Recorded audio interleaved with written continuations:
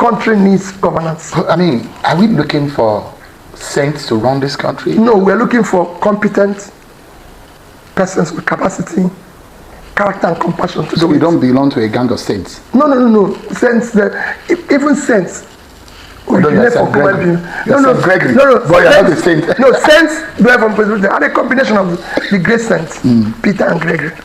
So it's not just I'm Peter. But in character, you're not a saint. No.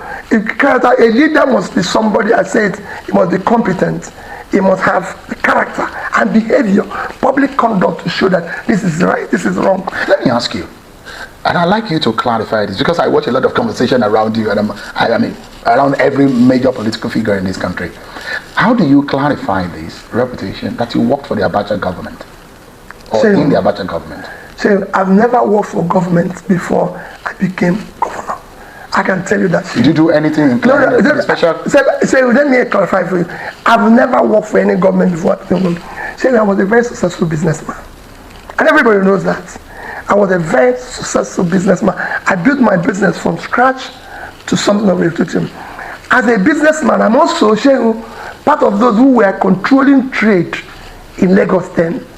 There was a time during Abacha's government, even happened during Obasanjo's government, there was a time during Abacha's government, because when Abacha took over, they said all ports, seaports and everything closed. So they came out with a policy that caused congestion in our ports, even the airports. Goods were not being cleared, goods were not being exported and everything. And some of us felt, no, we need to go and see the head of state then, or at least the commissioner, Minister of Finance, who was I think it was Annie. So we came to Abuja, about 50 of us. We had an audience with the Minister of Finance and the President and the head of state then, and we were able to elucidate the problem we're facing. The President then directed the Finance Minister that he should take some of us who are the leaders, should just form a committee to decongest all the ports in Nigeria. And there were about 10 or 20 ports. Make sure that in each committee, one of us is involved.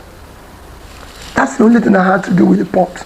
And then when we finished, which lasted maybe 2 weeks, 3 weeks, they said, it is now time to probe and reorganize the port, because I had written in one of my comments, the Nigerian Port Authority is the only port I know in the world that have an office outside its country of operation.